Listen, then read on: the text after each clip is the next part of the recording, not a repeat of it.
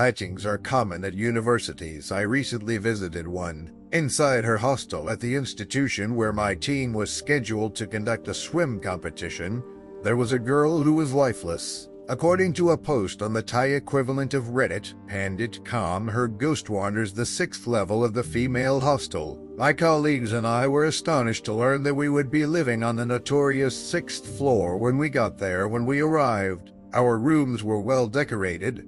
Our little group of rural bumpkins had never seen anything like that, yet each room featured a large screen TV and a tiny fridge beside the bed. Upon returning from practice, I arrived at the dorm ahead of my buddies and decided to use the elevator to walk upstairs by myself in order to have a shower first. The lights inside went out. It became unstickable, the phone had no signal, and the intercom was broken. Breathing became difficult as the air suddenly grew heavy. The elevator door opened by itself after 20 minutes. The floor I was on looked nothing like the other levels, and it broke my heart.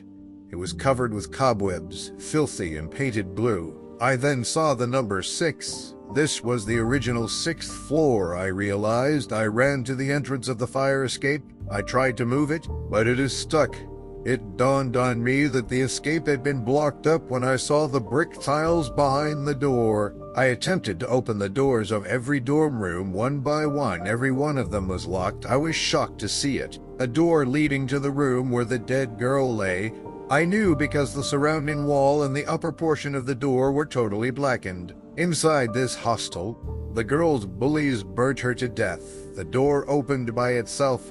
Out of the blue, I was afraid I could pass out. As if operating on autopilot, I glanced inside the room, turned to face the wall, and saw it. She clung like a spider to the wall, her whole body blackened. She then gave me a vertical, upside-down head tilt. She had a handful of bugs in her mouth and bright red eyes. I raced out of the room and closed the door as soon as our eyes locked while I was running. I immediately looked to see if any of the doors I was passing had open knobs. Behind me, I heard the door of the burned-out chamber swing open. I next discovered one open door. I entered and attempted to secure the door. The thing was moving toward the room I was in, and I could hear it. It was an old, filthy, musty chamber. Then I saw the little balcony that was accessed by a sliding glass door. There was this strange green goo smear all over it. Even though I had to use a lot of power to get it to slide open, I was ultimately able to open it. I stepped out onto the little balcony and peered down. I saw that the balcony on the floor under me was larger. Presumably, the notable visitor resided on the 3rd level. There were seats and a table on it as well. That means that 3 stories would collapse into that balcony if I had been on the previous 6th story. I recalled a girl who was my senior in high school who shattered her ankle after falling from her 2-story home. She was never able to walk or swim again. As I considered my alternatives, I heard a fast-moving, scratchy sound coming from the door. I knew I had to get out of here. I proceeded to tear the mattress off of the bed, whatever gave me a rush of adrenaline, and I simply flung the mattress down into the balcony below.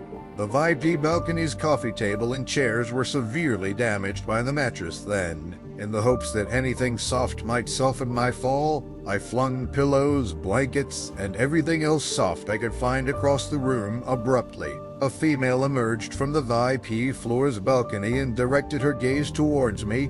She inquired as to my activities. She screamed, "Wait, don't!" Realizing I was about to leap, something hit me hard behind me like a door bursting open. I simply kept my eyes on the lady below and shouted, caught me, and leaped without turning to see. Something sharp did make touch with the back of my shirt, and I could feel it approaching from behind. But I managed to get away. I had to see my coach apologizing excessively to the hostel management 15 minutes later. It's like I had done something wrong. I was troubled by the fact that everyone accepted me. The management was only irritated because despite having walled up the floor, it was insufficient. I was then instructed to return to the new 6th floor and spend the night there. There was nowhere to stay overnight.